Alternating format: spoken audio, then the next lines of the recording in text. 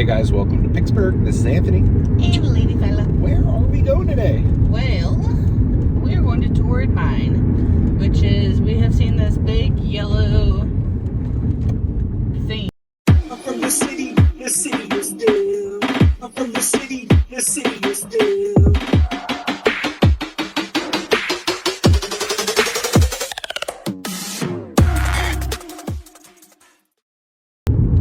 And we are gonna go see what this big black and yellow shipping container sign is all about. Let's go.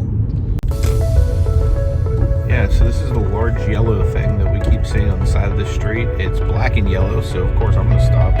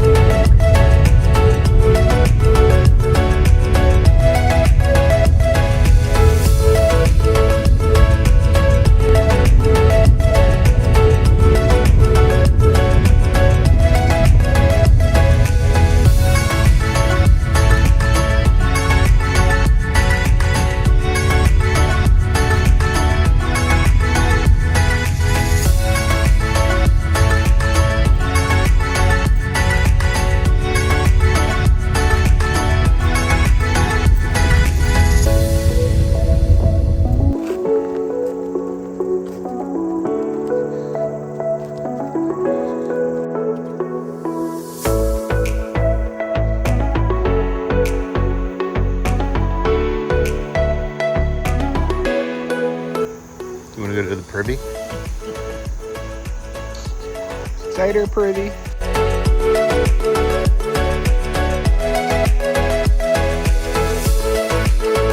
Hey, they have a flat screen and a log cabin.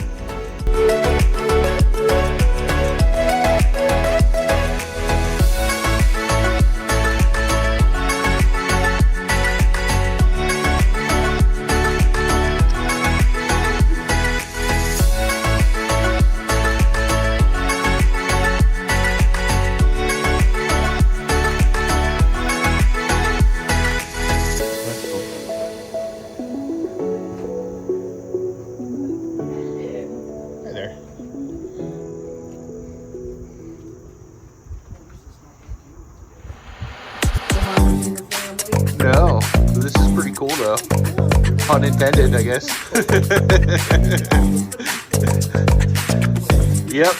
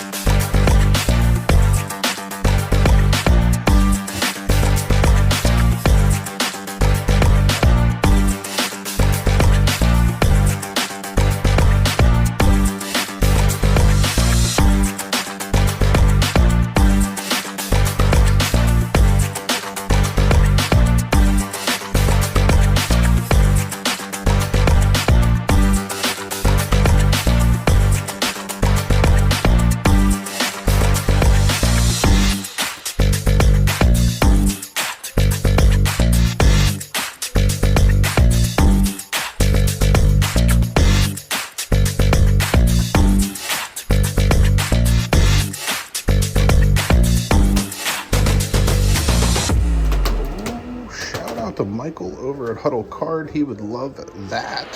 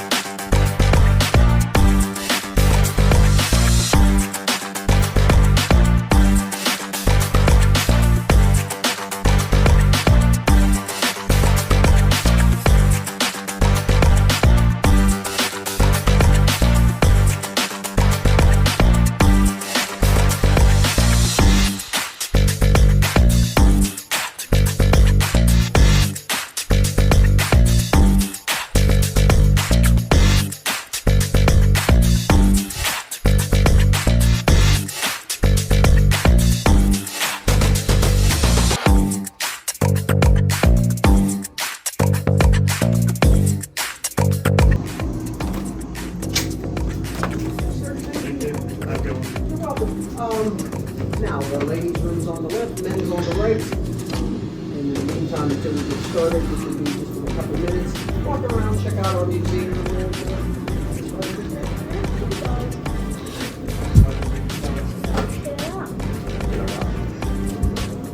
Well, when you come out, you get your walk, okay? 'Cause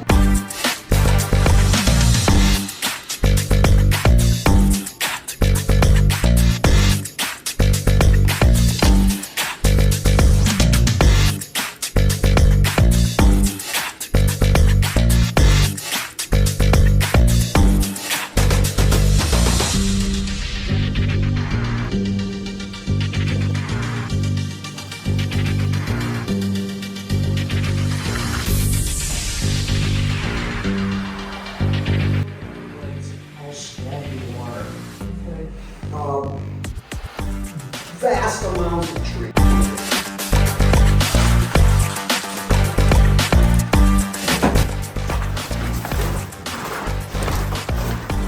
We call these quarter buses, man trips. This is an older type.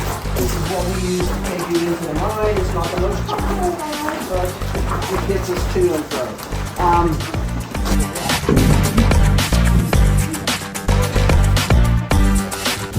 I feel like a sardine.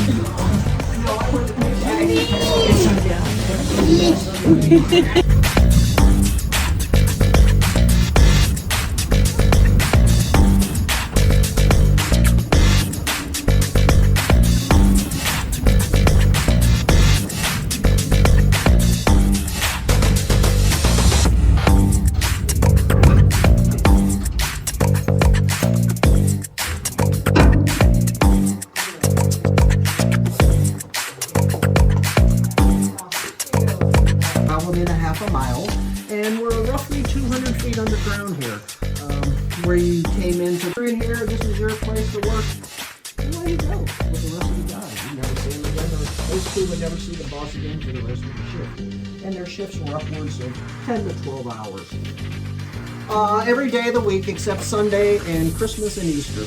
Would have to drill with this manual drill 3 6-foot holes, one on each side. Oh, a lot of darkness around me. One of the biggest fears of miners is they're by themselves, their light goes out. So I'm going to show you how dark it can get in the mine.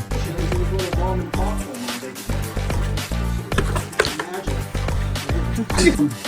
Once electricity showed up in the coal mines, everybody and their uncle started inventing machinery.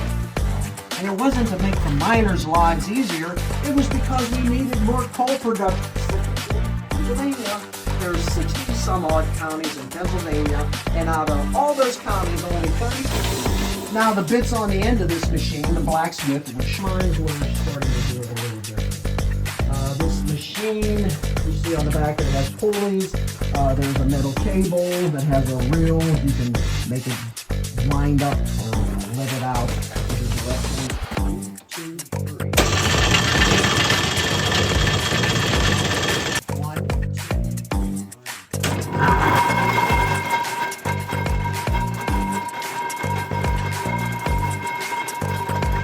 Production of the shaker conveyor, which is in the late 30s, ironically, right after the United Mine Workers ratified their first contract. So, with the implementation of this machine, shaker conveyor, we can get rid of those horses and mules and goats. We don't need them anymore to haul out the wagons.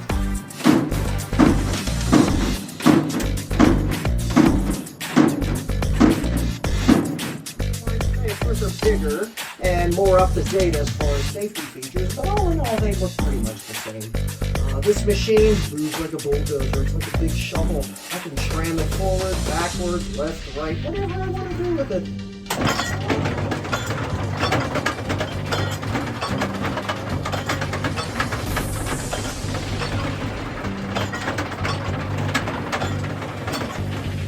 Same steel that we used down there on that auger.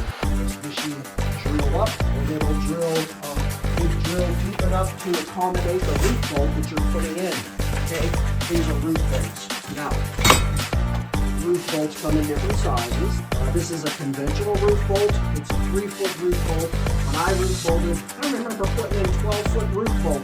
You have to drill to where you're getting into a rock that's substantial enough to drill into. What it does is this plate here, bearing plate they call it. pallets, and then this shell. So you drill the hole to accommodate. Once you drill the hole, you drop the machine back down, pull this steel out, you put this wrench in the chuck. This is the chuck. This wrench will fit to the bottom of this bolt. So we'll pretend this is the hole we just drilled. This roof bolt will go up inside the hole, and once it gets flush with the top, you start spinning it. In the spinning process, now mind you, it's hitting the top inside the hole, so it's kind of like this. So while we're spinning it, this nut on the bottom is turning and it's pushing these pieces upwards, spreading them out, and these flanges, believe it or not, is what drips onto the inside of this hole. Loaded. Once he's loaded, he changes seats and away he drives. This has a conveyor. As he's being loaded, he's pulling the coal gradually toward me. Let's put a nice pile of coal in here too. As I told you about the canaries, how they would save the miners' lives, guys were able to detect right before a roof fall. The miners started noticing right before a roof fall, if there was rats in your mine or even mice, they'd go running out of this area. And they're like, where the heck are they going? And then pretty soon, everything would fall. So they started putting two and two together. Next time we see these rats running, we're going to be right behind them, okay? Stop.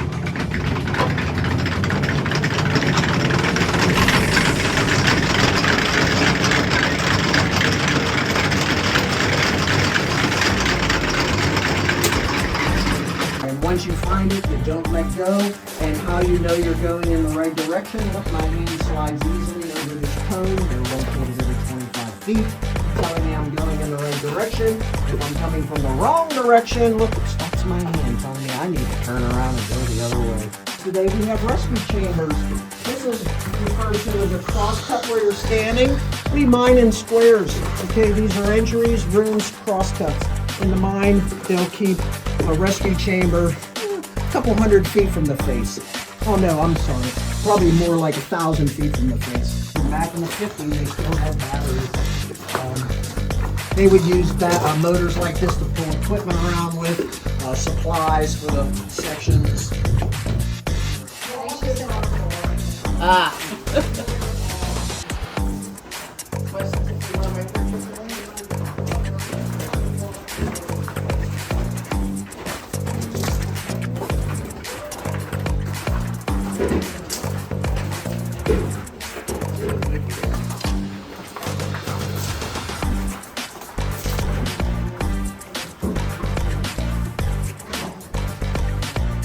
This is where we do Valentine. Hopefully you enjoyed this. If you did, make sure you subscribe and come along for future videos. Until next video, guys, may God bless you. I hope you take it easy.